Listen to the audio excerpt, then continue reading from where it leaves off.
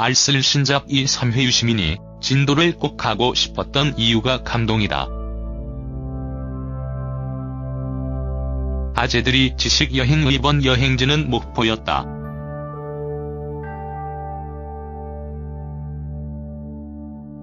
근현대사 건축이 잘 보존되어 있는 목포와 진도 여행은 여전히 흥미로웠다. 건축이 주는 역사적 가치, 그리고 그곳에 살았던 사람들의 이야기는 그래서 언제 들어도 재미있다. 목포 편이지만 유시민 작가가 진도로 홀로 여행을 떠난 이유가 참 좋았다. 진도는 팽목항만 있는 게 아니다.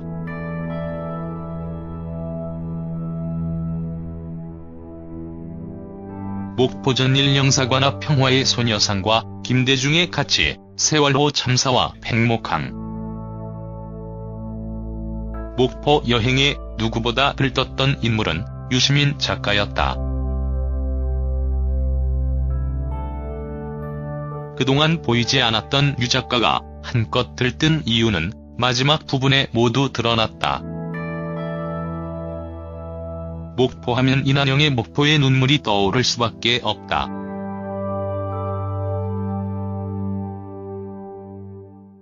동양척식 주식회사가 있었던 그곳은 한일병탄 후 곡물들을 일본으로 빼가던 역할을 하던 곳이다 보니 목포에는 여전히 적산 가옥이 많다.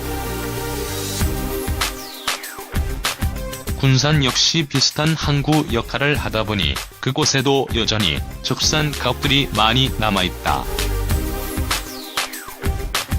잘못된 역사도 보존의 가치는 존재한다.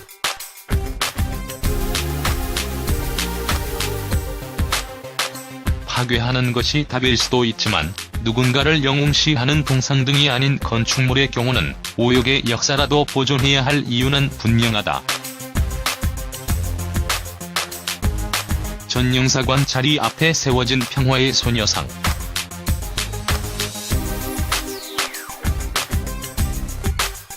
그리고 소녀 옆 빈자리에 어린 아이가 앉고 이를 사진 찍어주는 아버지의 모습은 어쩌면 우리의 현대사를 가장 잘 대변한 모습이기도 하다. 오역의 역사와 이를 잊지 않으려는 후대의 노력이 하나로 모인 것이 바로 그 한 장면 안에 모두 들어가 있었으니 말이다. 유 작가가 지구에서 두 번째로 맛있다고 표현한 순대국밥집을 시작으로 이들의 여행은 시작되었다.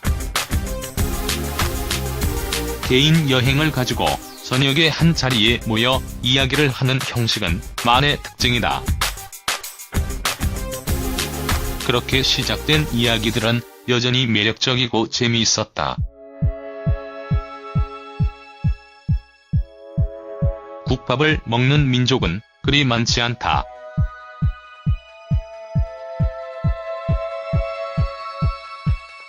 국물에 뭔가를 넣어 먹는 행위는 가난하기 때문에 나올 수밖에 없는 식문화다. 세계 1, 2차 대전의 중심에 섰던 독일에도 국밥과 비슷한 아인토프가 존재했다. 전쟁으로 인해 물자가 부족해진 그들에게 남은 음식을 모두 끓여먹은 이 스프는 유용한 먹거리였을 것이다. 진돗개의 다양한 모습을 보며 한없이 아이처럼 즐거워하던 유 작가는 개와 인간의 관계에 대한 이야기를 꺼냈다. 왜 개는 인간과 그렇게 살게 되었는지에 대한 근본적 의문이었다. 뇌과학자 장동선 박사는 최근 논문 중 개들이 인간에게만 보이는 표정이 존재한다는 내용을 소개했다. 살아남기 위해 인간과 닮아가려 노력한 흔적이 개에게서 나왔다는 것이다. 유해는 동물학자의 말을 들어 강아지가 하는 행동들은 인간을 좋아해서가 아니라 본능적인 움직임일 뿐 인간이 속고 있다는 것이다. 늑대과인 개들은 본능적으로 움직이지만 인간은 그 행동이 자신을 좋아해서 하는 것이라 착각한다는 것이다. 목포구 시내에 존재하는 다양한 적산 가옥들, 그리고 화신백화점과 호남은행 건물들은 그대로 잘 보존되어 있었다. 그리고 그 건축물을 통해 과거 난로새와 창문새가 존재했다는 이야기들도 흥미로웠다. 최초의 극장은 보딕성당이라는 유현준 교수의 발언은 흥미로웠다.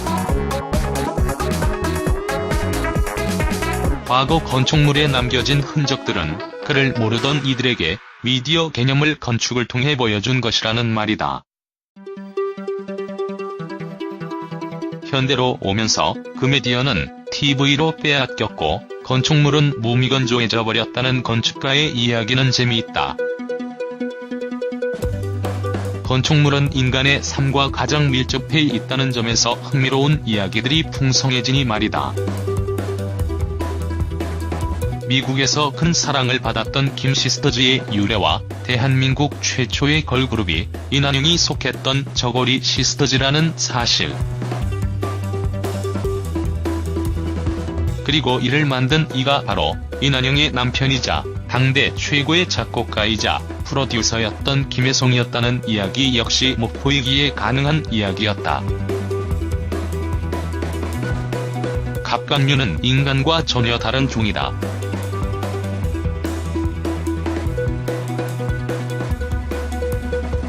물렁한 살 속에 뼈가 있는 인간과 달리 갑각류는 외부가 단단하다. 이 단단한 외부를 가진 갑각류도 성장을 한다.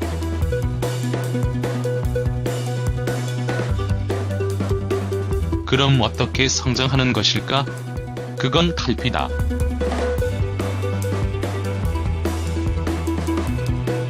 자신을 보호하던 단단한 외피를 벗어내야만 성장을 할 수 있다는 장 박사의 발언은 흥미로웠다. 인간 역시 가장 약해지는 순간이 성장을 하는 시기일 수 있다는 이야기는 뇌과학자가 건네는 특별한 한마디였다. 자신의 성장을 이어가기 위해서는 그만한 고통이 수반될 수밖에 없기 때문이다.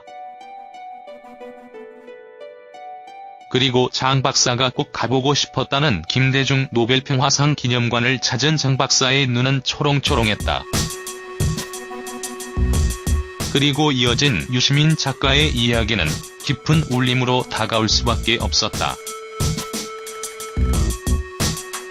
태생적으로 전라도 출신이라는 것은 정치인 김대중에게는 멍해였다.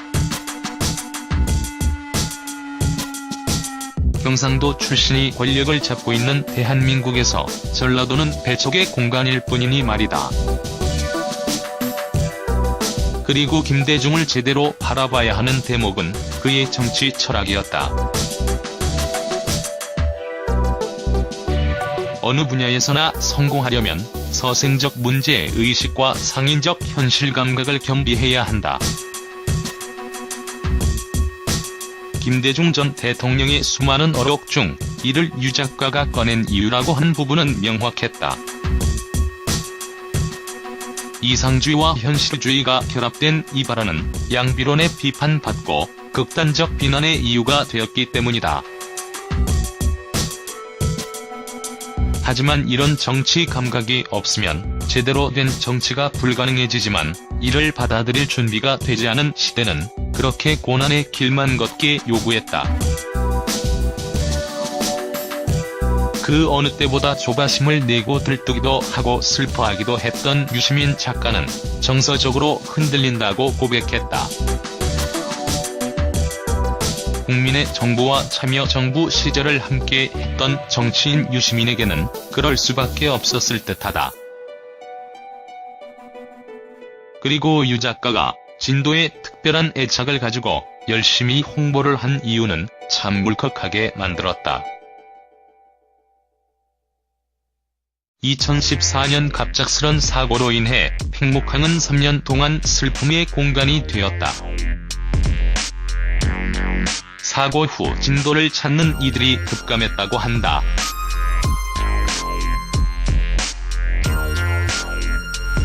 그전에는 많은 관광객들이 찾던 곳이었다.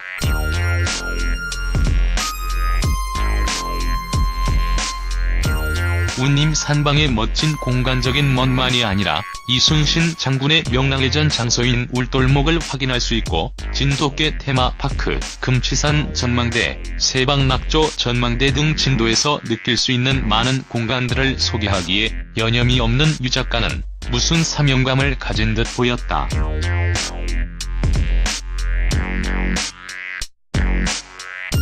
너무 아프고 여전히 해결되지 않은 그 상처로 인해 진도를 찾지 않는 관광객들을 이해한다고 했다. 진도 군민들은 이 말을 전혀 하지 않지만 지난 시간 동안 관광업이 붕괴되며 엄청난 고통을 견디고 있다. 그 고통 속에서도 애써 아프다고 이야기하지 않는 그들을 위해 이제는 우리가 위로를 건넬 때라는 유 작가의 이야기는 감동으로 다가왔다. 그렇게 들뜨고 어느 때보다 바쁘게 움직일 수밖에 없었던 이유는 바로 그곳에 있었다. 진도 군민에게도 이제는 위로가 필요하다며 참사의 아픔을 안에서 사귀고 이겨내고 건강한 일상으로 복귀를 해야 한다는 유 작가는 진도대교 건너는 것을 두려워할 필요 없다는 말이 정답이다. 세상 풍경 중에서 제일 아름다운 풍경, 모든 것들이 제자리 돌아가는 풍경. 시인과 촌장의 풍경이라는 노래는 가장 적합한 노래였다. 일상을 잡지 못한 채 3년 반 동안 희생자의 아픔과 함께 해야 했던 진도 군민들은 그 아픔마저 남들에게 이야기를 하지 못했다. 밭농사와 적은 어선이 전부인 진도.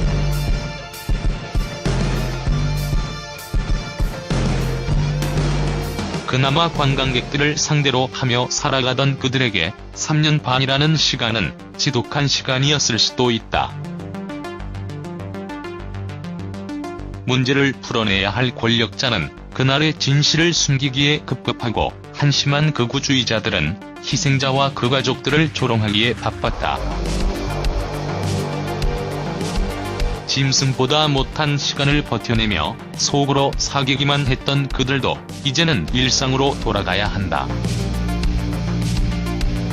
유가족들고 그리고 사고 지역과 가장 가까웠다는 이유로 힘들었을 진도도 말이다. 해당 사진들은 모두 본문 이해를 위한 용도로 사용되며 모든 권리는 각 방송사에 있음을 밝힙니다.